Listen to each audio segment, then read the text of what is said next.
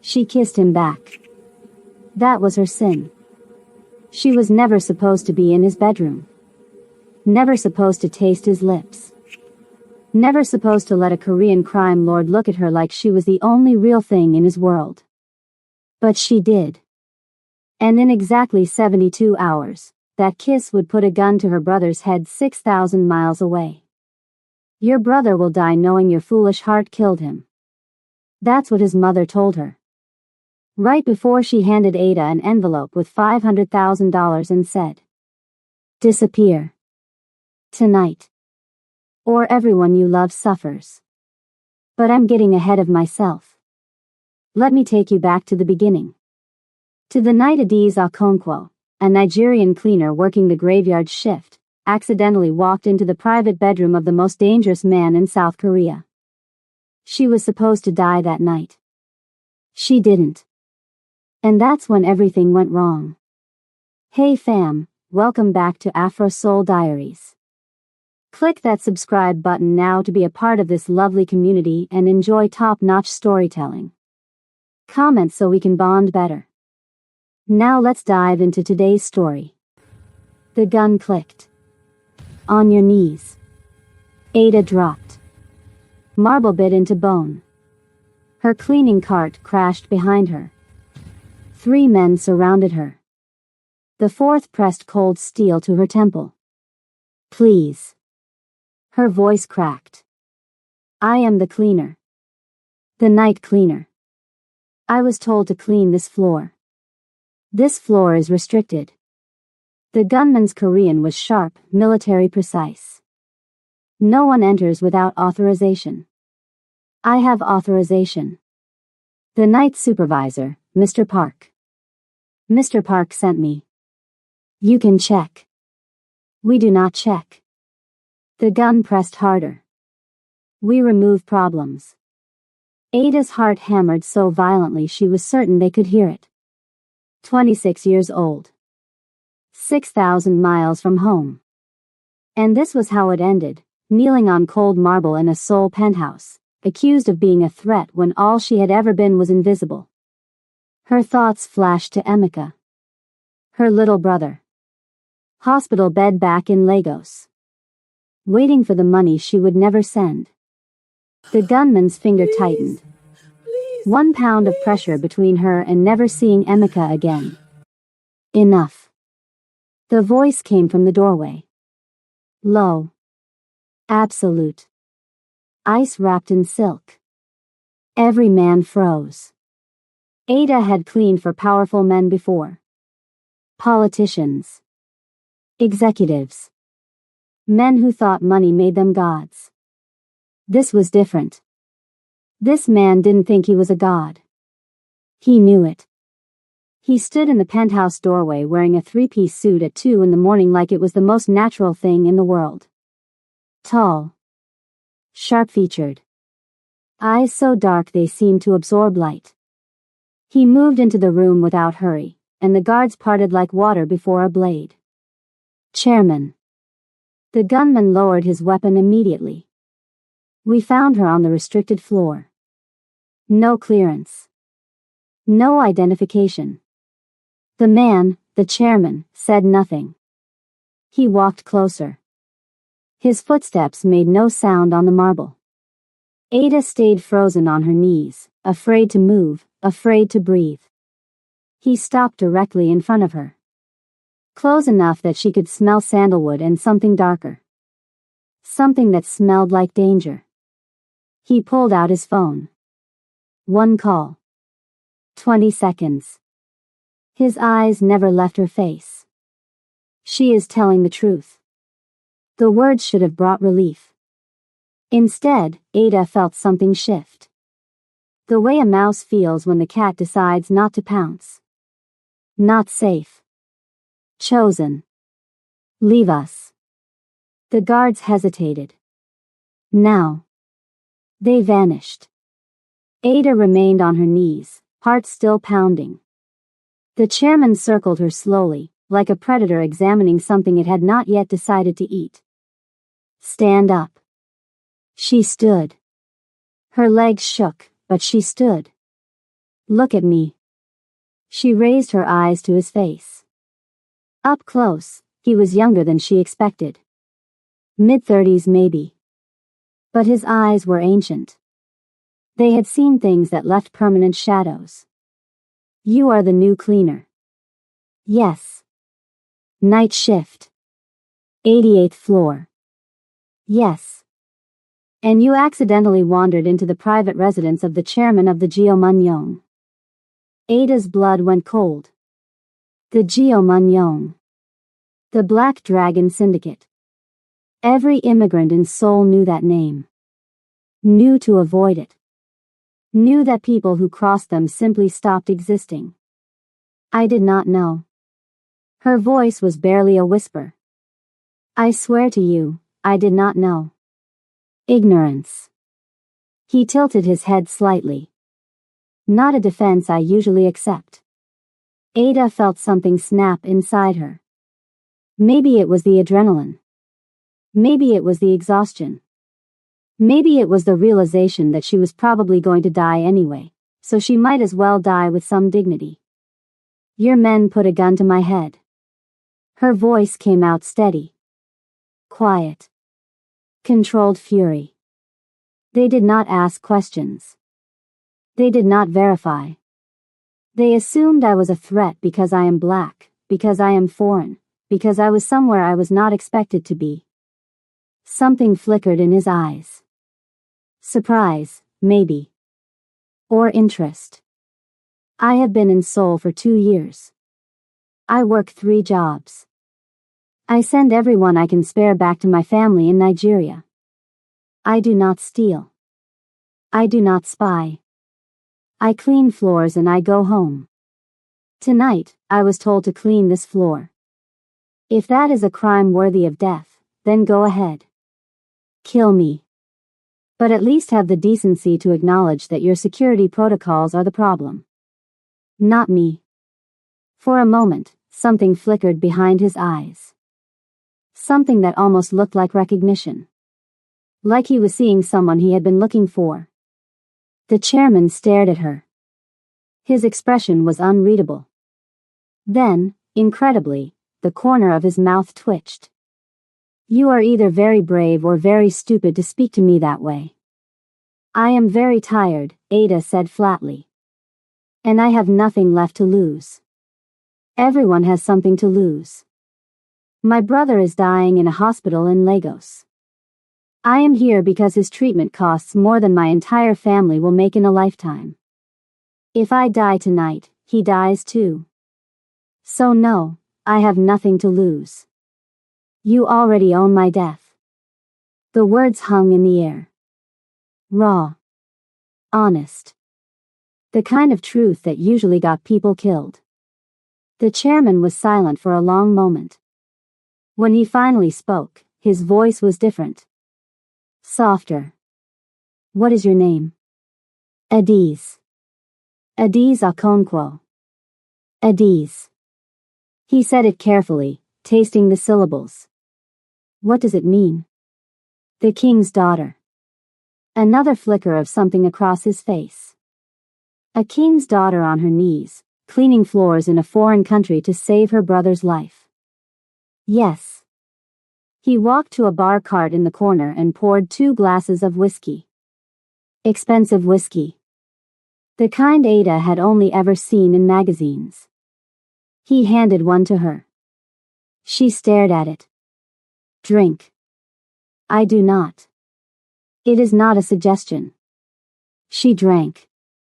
The whiskey burned all the way down. Tell me about your brother. Ada hesitated. This felt like a trap. Everything about this man felt like a trap. But something in his eyes, something almost human, made her speak. His name is Emeka. He is 23. He has a congenital heart defect. Without surgery, he has maybe a year. Maybe less. Her voice cracked. He was going to be an engineer. He still draws blueprints in his hospital bed. Buildings he will never build. Bridges he will never cross. She did not know why she was telling this to a stranger who could kill her with a phone call. Maybe because he was the first person in Seoul who had asked.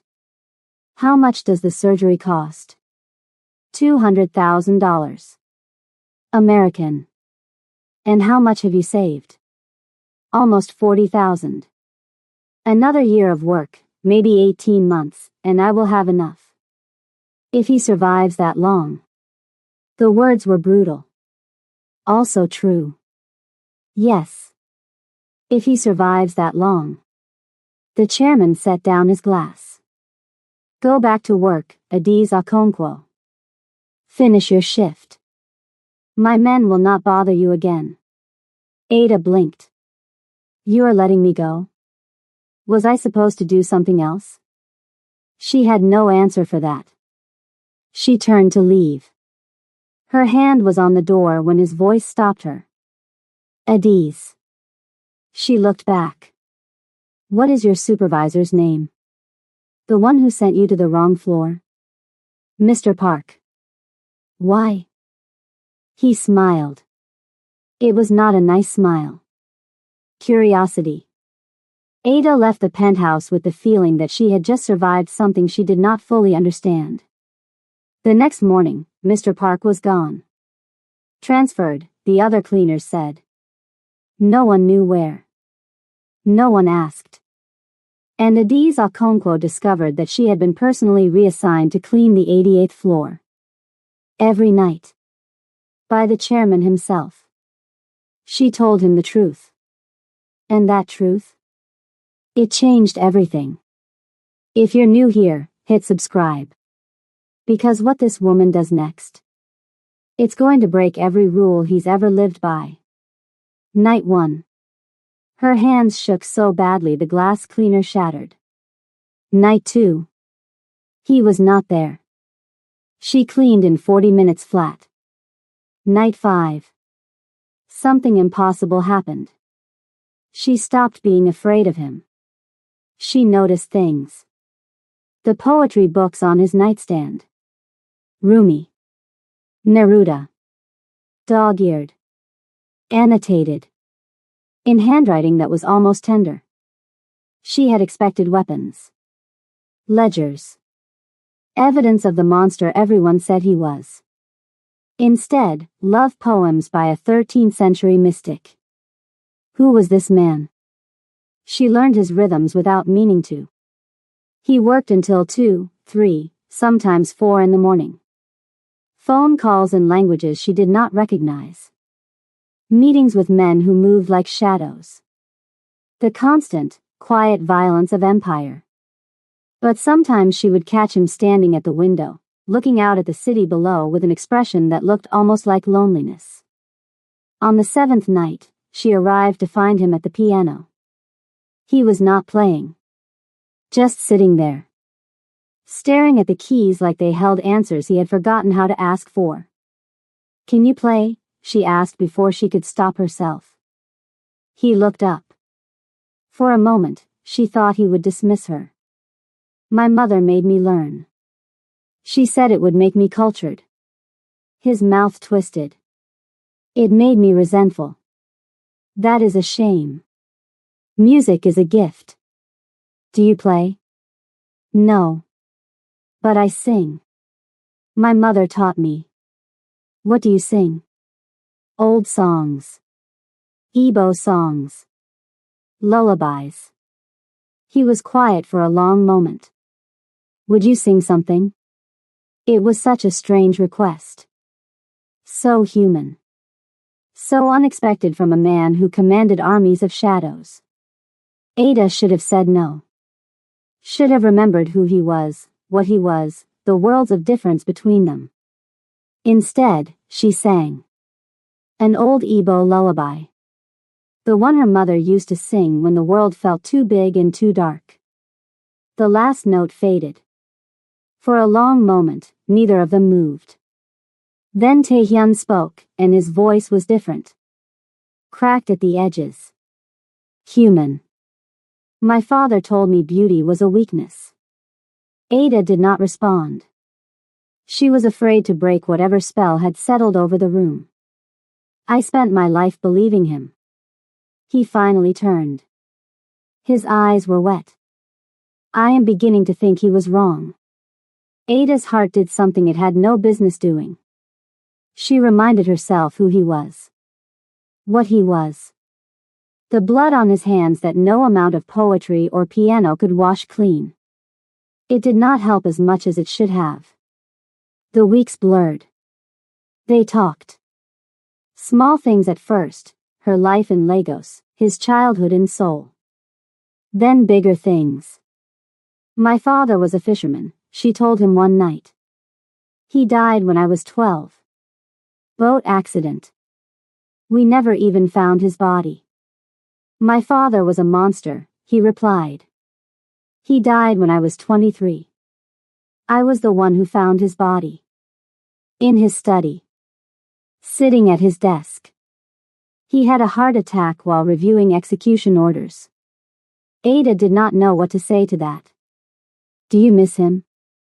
I miss the idea of what he could have been. What we could have been to each other. He paused. But no. I do not miss him. That makes me a monster too, I suppose. Or it makes you human. He looked at her then. Really looked. And something shifted between them. A wall crumbling. A door opening. You are a strange woman, Adiz Okonkwo. You are a strange man, Kwon Tae-hyun. He smiled. A real smile. It transformed his entire face. Perhaps that is why we understand each other. The night everything changed, Ada was polishing the glass coffee table when she felt him behind her. You missed a spot. She turned. He was close. Too close. Where? He pointed at nothing. There. That is a reflection. His hand came up. Slowly. Deliberately. He brushed a strand of hair from her face. Ada stopped breathing. This cannot happen. Her voice was barely a whisper. Why not? His grip did not loosen. Because I know what happens to women who catch powerful men's attention. Her voice hardened. We become entertainment. Temporary. And when you are finished, we lose everything. His jaw tightened. Something dark flickered across his face. You think I would do that to you? I do not know you well enough to know what you would do. She pulled back. And I cannot afford to find out. My brother's life depends on this job. He released her.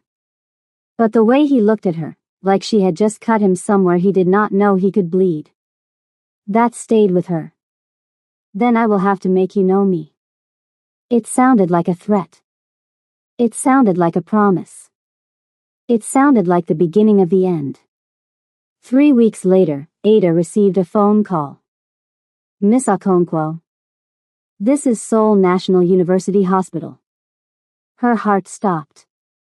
Your brother's medical bills have been paid. What? All of them. Past and future. An anonymous donor has established a fund for his complete treatment, including the surgery. He has been moved to a private room and scheduled for the operation next month. The phone slipped from her fingers. Ada's blood ran cold.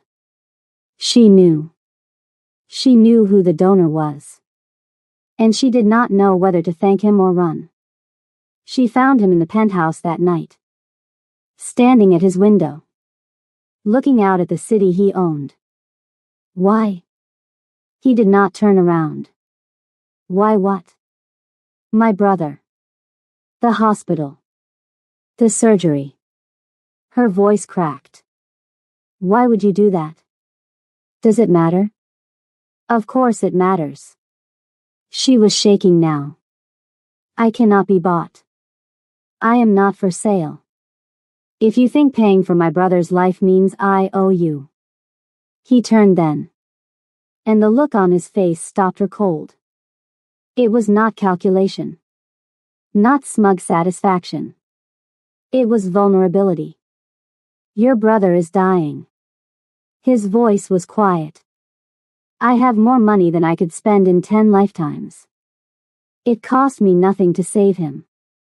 It cost you everything to try. That does not answer my question.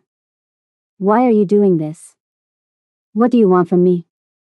Taehyun was silent. For so long that Ada thought he would not answer. Then. Because you work 14-hour shifts and walk home in worn-out shoes. He stepped closer. Because you skip meals to save money and never complain. Closer. Because you cry in your sleep and apologize to God for not being enough. He was right in front of her now. Close enough that she could see the pulse jumping in his throat. Because looking at you, his voice dropped to barely a whisper. Is the closest I have come to believing that goodness exists. Ada's breath caught.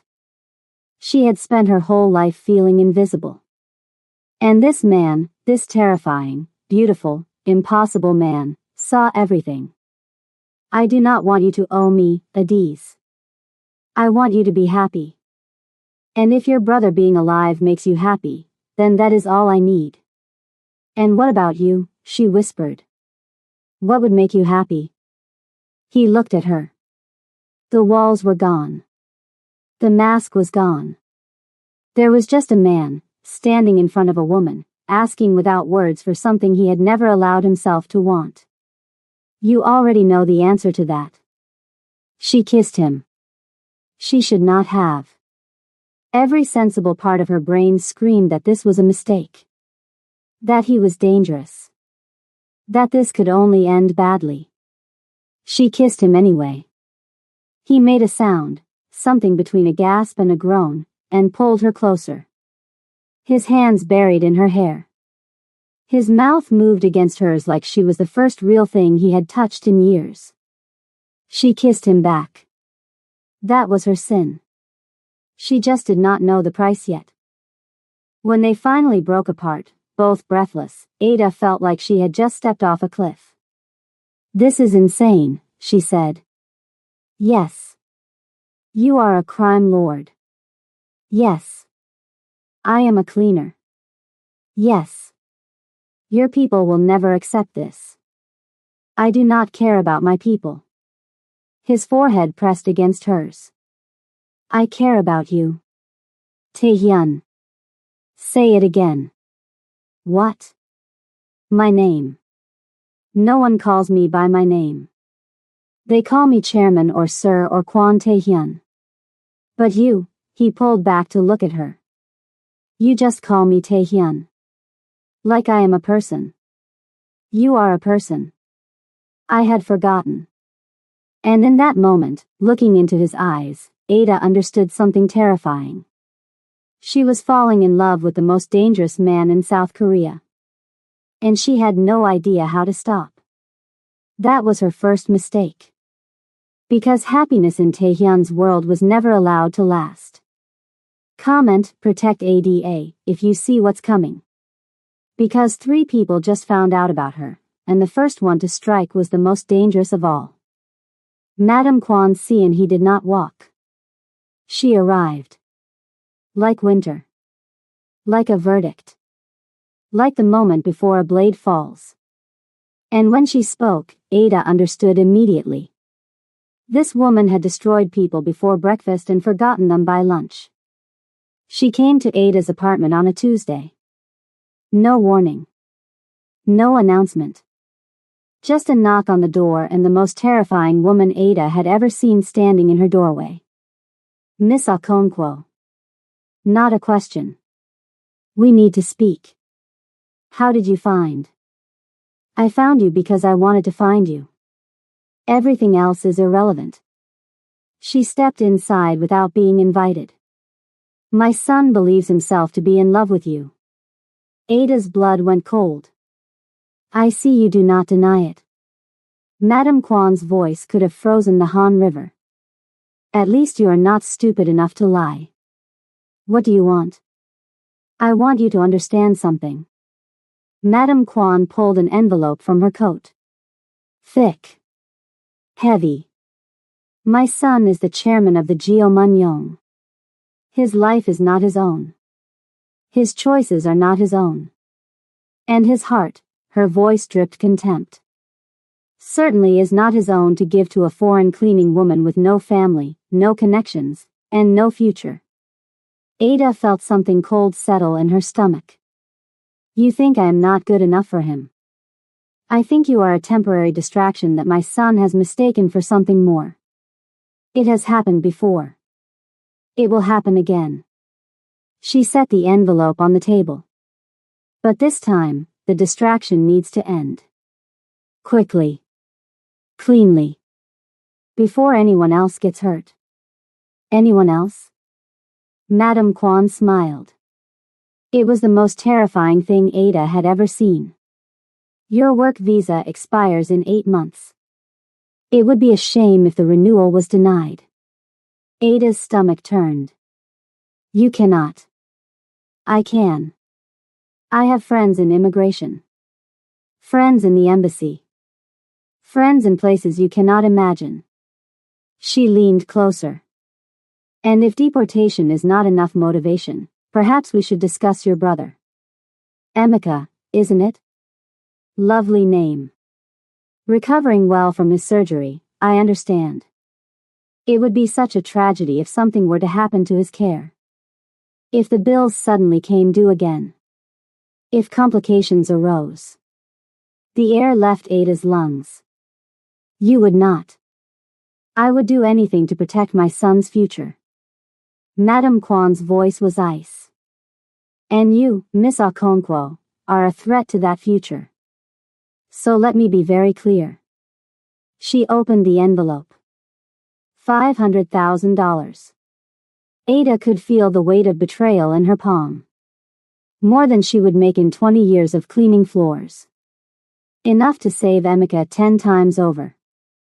All she had to do was break her own heart. Take this money. Leave Seoul tonight. Return to Nigeria and never contact my son again. And if I refuse? Madame Kwan's smile widened. Then your visa will be revoked by morning. You will be deported by the end of the week. And your brother, she paused, will die knowing that your foolish heart killed him. The words hit Ada like a physical blow. She thought of Emeka. His smile. His blueprints. The way he called her every Sunday, voice weak but hopeful. She thought of Taehyun.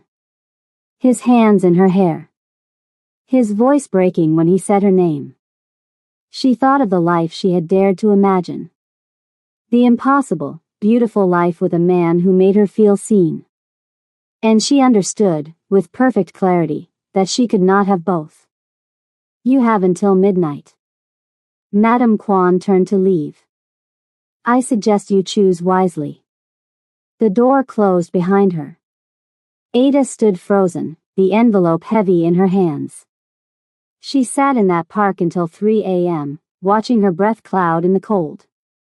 Part of her, the part that had grown up believing in miracles, wanted to run to Taehyun.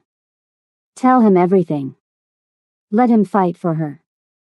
But she had seen what happened to people who fought the Kwans. And she had seen Emeka's face last week on the video call. Thinner. Paler. Smiling anyway. When are you coming home, sister? She could not tell him the truth, maybe never. She could not tell him this, I might have found love.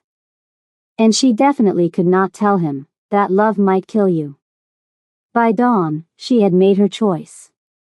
It was not the choice she wanted. It was the choice that let her brother live. She wrote the letter 7 times. The first 6 versions told the truth.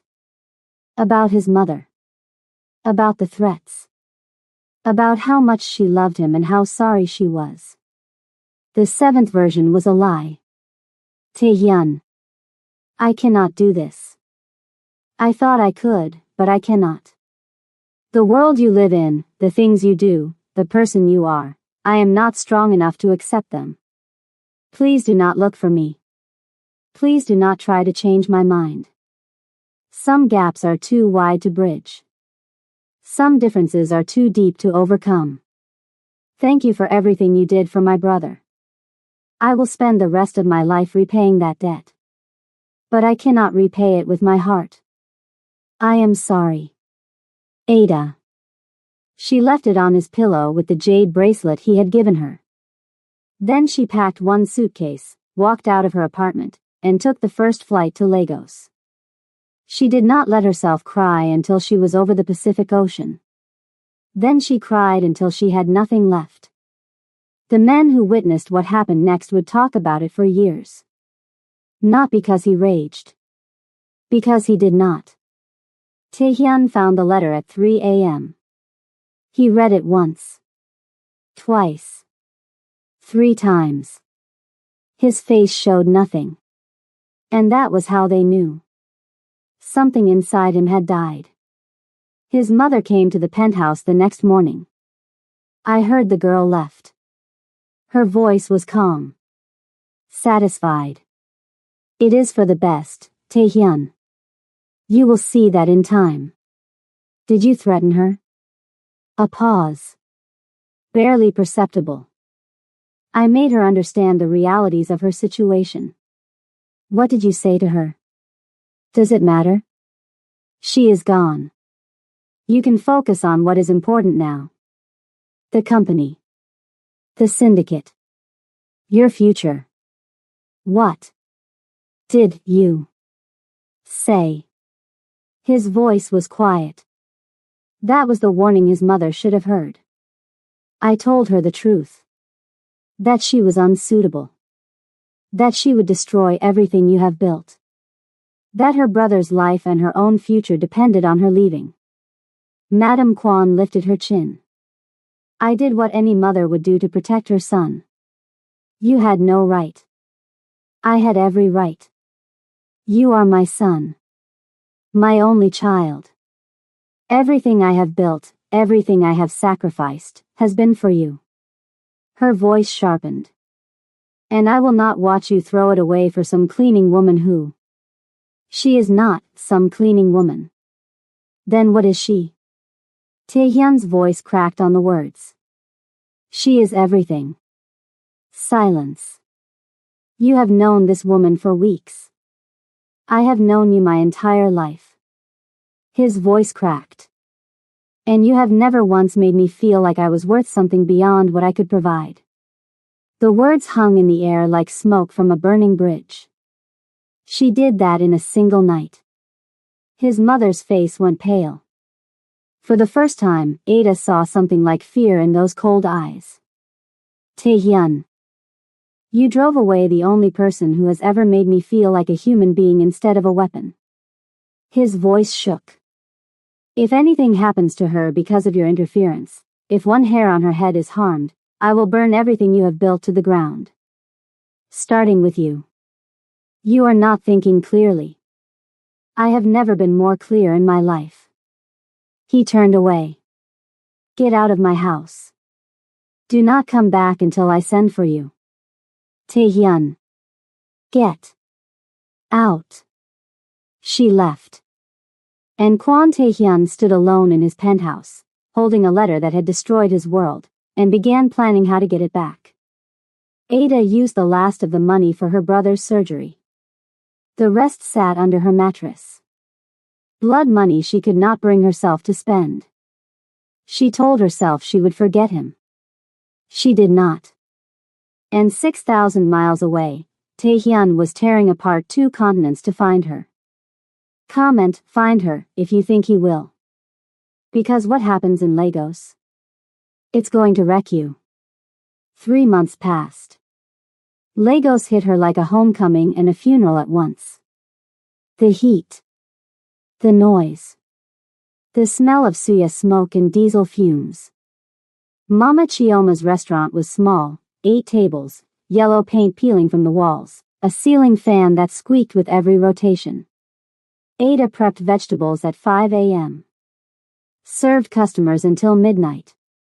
Fell into bed too exhausted to dream. It was better that way. Dreams meant seeing his face. She sang at night, when she was sure no one could hear. A Korean ballad about a dragon who fell in love with the moon.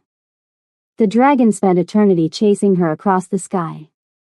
The moon spent eternity running. Not because she did not love him. Because she knew getting too close would destroy them both. Ada understood that song now. She was the moon. And somewhere in Seoul, a dragon was still chasing. He stopped eating. Minjun noticed first, the way suits hung looser, the way coffee replaced meals, the way his oldest friend was becoming a ghost in his own skin. "Brother," he said one night, "perhaps it is time." To accept what? Taehyun's eyes were hollow. That I will never see her again? That my mother won?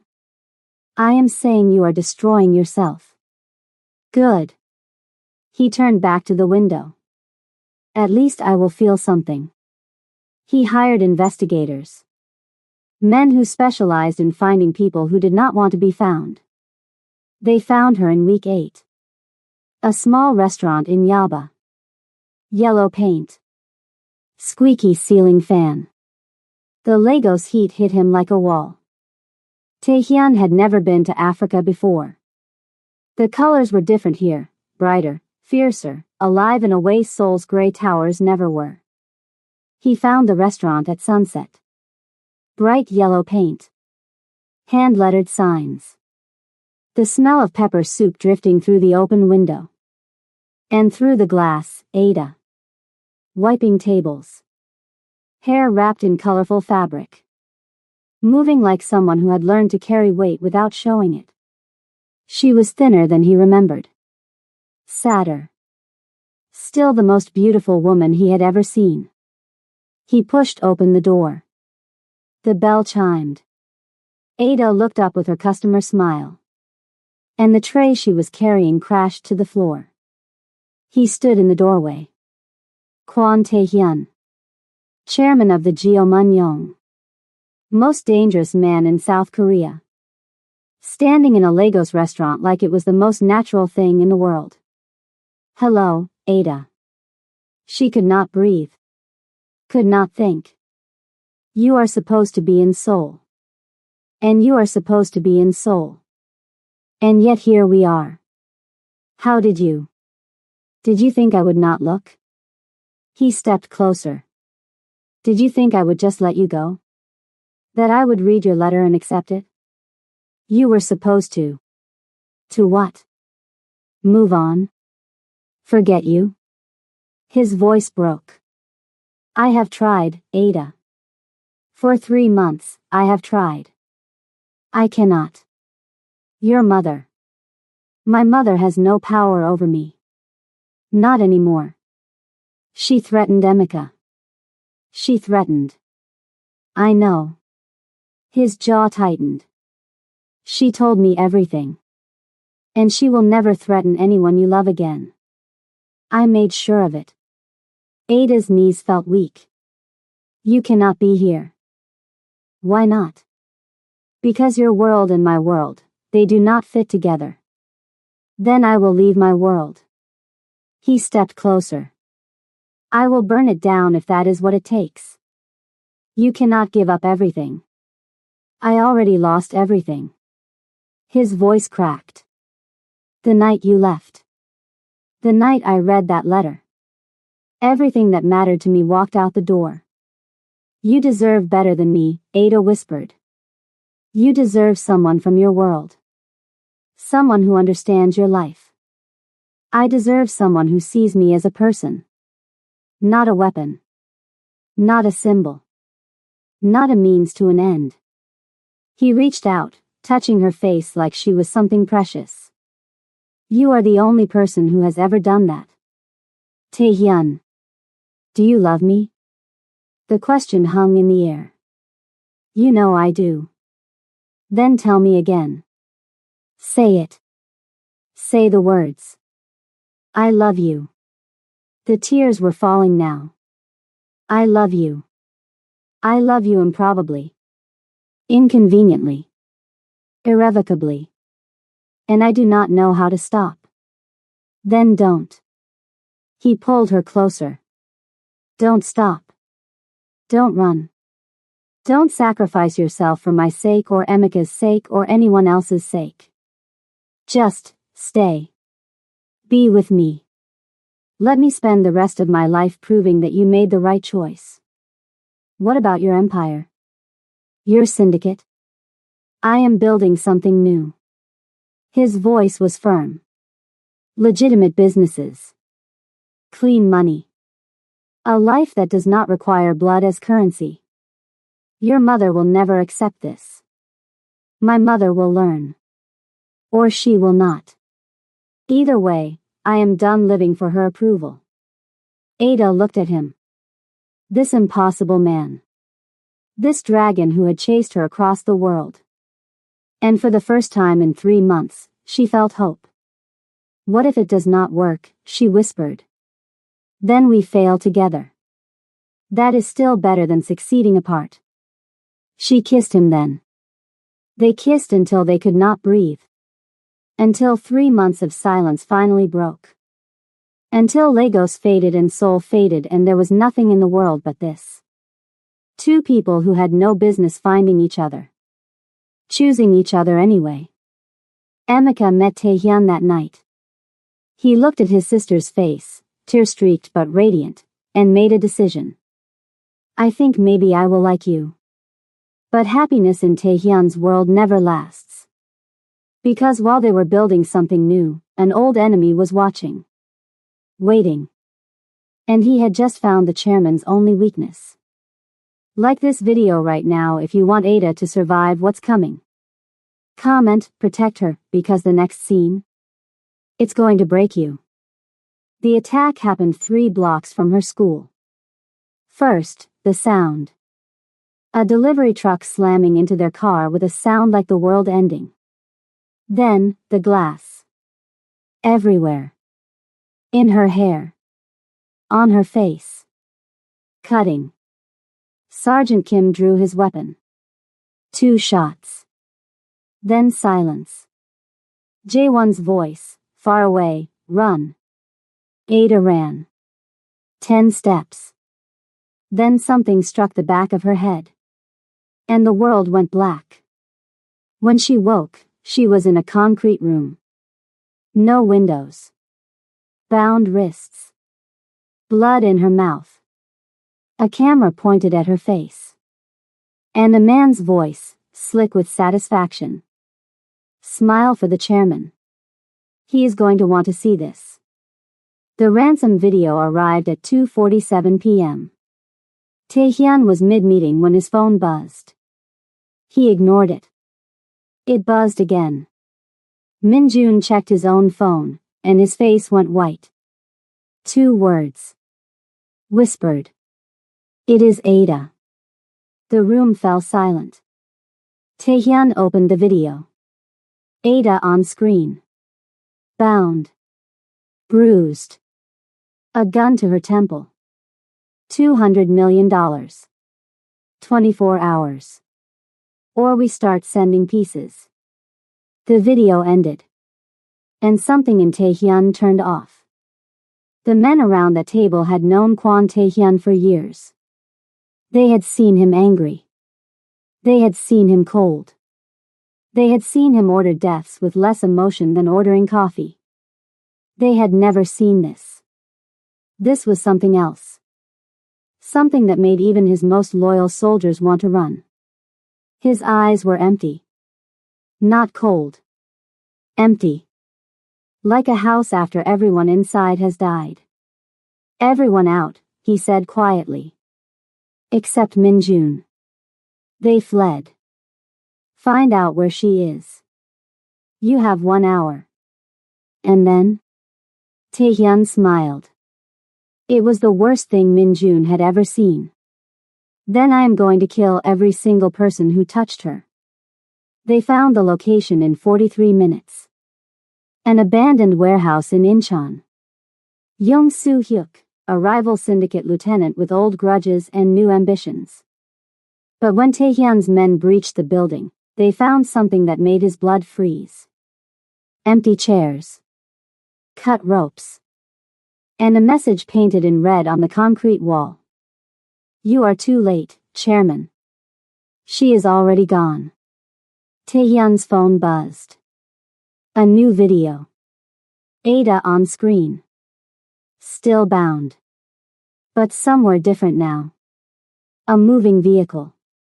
The camera shaking. Young Soo-hyuk's voice. Did you think it would be that easy?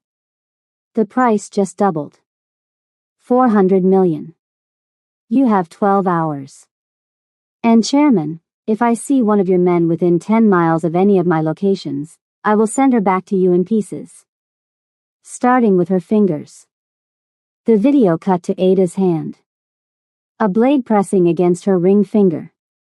Her scream filled the room. Then silence. Taehyun did not move. Did not breathe. Something behind his eyes simply switched off. Everyone out, he said quietly.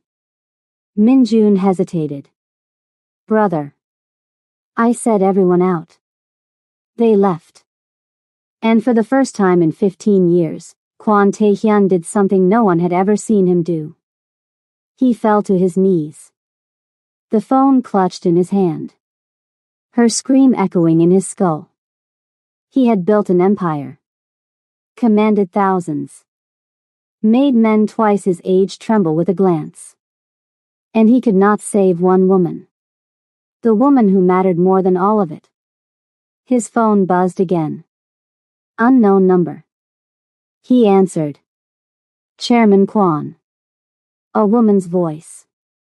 Familiar. Cold. It seems we have a mutual problem. His blood went cold.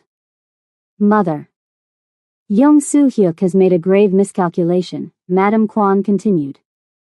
He believes kidnapping your little cleaner gives him leverage over the Jeomun-yong. He does not understand that touching what belongs to my son is touching what belongs to me. Taehyun's grip tightened on the phone. You drove her away. You threatened her brother. You. And I will spend the rest of my life atoning for that. Her voice cracked, something he had never heard before. But right now, I know where she is. And I know how to get her back. Silence stretched between them. Why would you help me? Because I saw your face at the hospital. When you watched her sleeping. When you thought no one was looking. Madam Kwon's voice softened. I have not seen that face since your father died. I forgot you were capable of it. What do you want in return? A chance. That is all. A chance to be your mother again. A chance to know the woman who made my son human. Taehyun closed his eyes. Where is she? The port. Container 847. But Taehyun, there is something else you need to know. What? Young Soo-hyuk is not working alone. Someone inside the Jeomun-yong gave him information about Ada. Her schedule. Her security detail. Everything. The words hit like a blade between his ribs. A traitor. Someone close to him. Someone he trusted. Who? I do not know yet. But I will find out. Get the girl first. Find the rat later. She hung up. Taehyun stood slowly. His hands were steady now. His heart was ice. 12 men. His most trusted. They assembled in under 20 minutes. But as Taehyun looked at their faces, faces he had known for years, men who had bled beside him, killed for him, he realized any one of them could be the traitor. Any one of them could have sold Ada to his enemy. He told them nothing about the real location. We split into 3 teams, he said calmly. Team 1 takes the East Docks. Team 2 takes the Industrial District. Team 3, with me. Minjun frowned. And the real location? Taehyun met his oldest friend's eyes. Only I know that. Something flickered across Minjun's face. Hurt, maybe. Or understanding. You do not trust us. I do not trust anyone right now. Taehyun's voice was flat. Not until I have her back.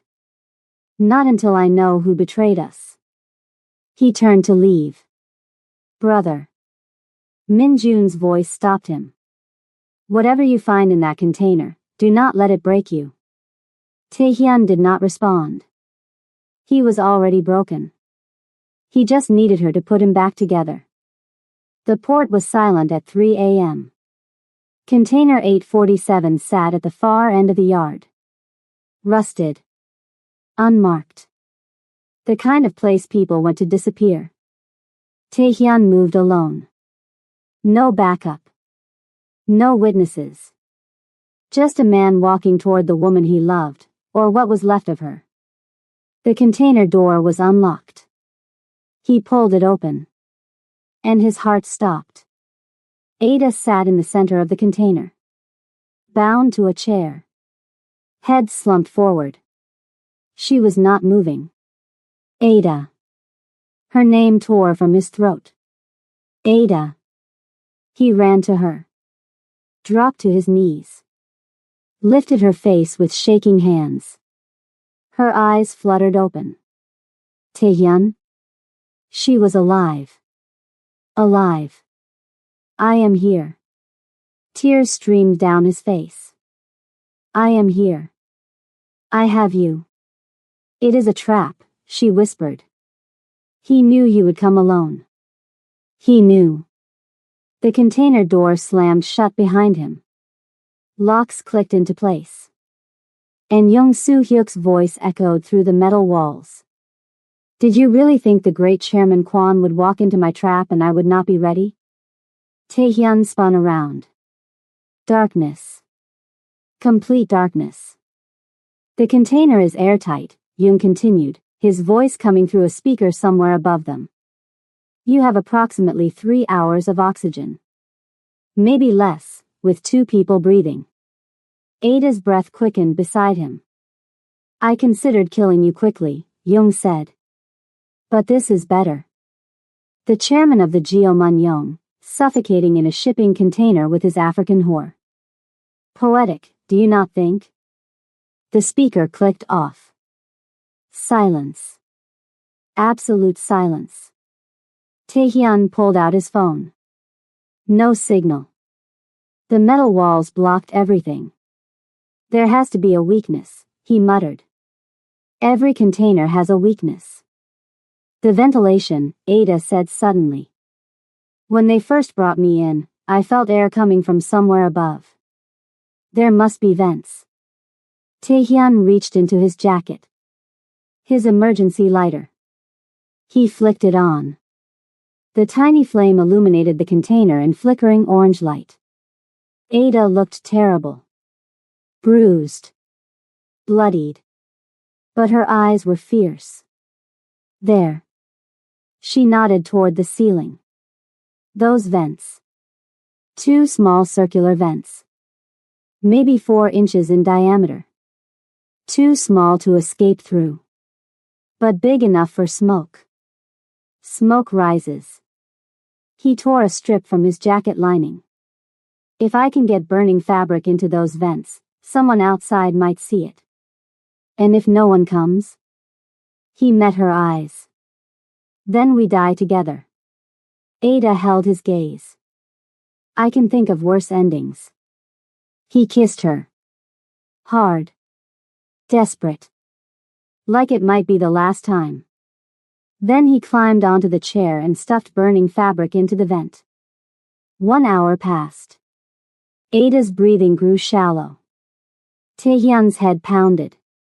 His vision blurred at the edges. The oxygen was running out. Taehyun.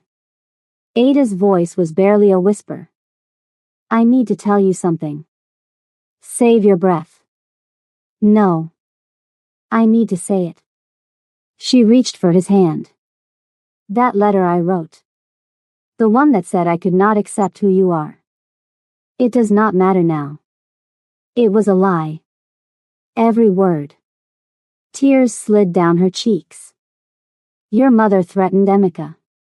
I had no choice. I know. His voice cracked. I know everything. And you still came for me.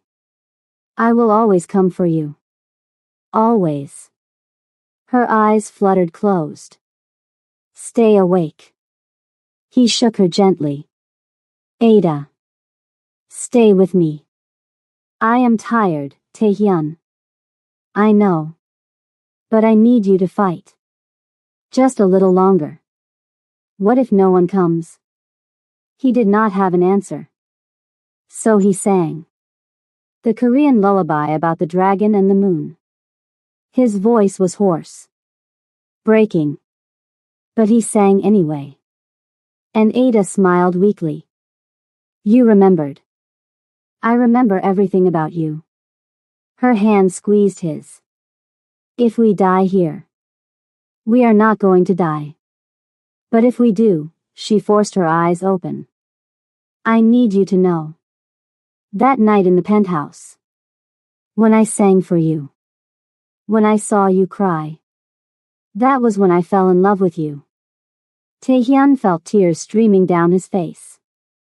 A king's daughter, she whispered. And her dragon. Her eyes closed. She did not open them again. Ada. He shook her. Ada. Nothing. She was limp in his arms. He could not tell if she was breathing. The darkness pressed in. His lungs burned. His vision tunneled. This was it. This was how it ended. Not in battle. Not in glory. Suffocating in a metal box with the only woman he had ever loved. And then. Bang. Light exploded into the container. A silhouette in the doorway. Taehyun could not see who it was. Could not make out the face. But he heard the voice. And it stopped his heart. Hello, brother. Minjun stepped into the light.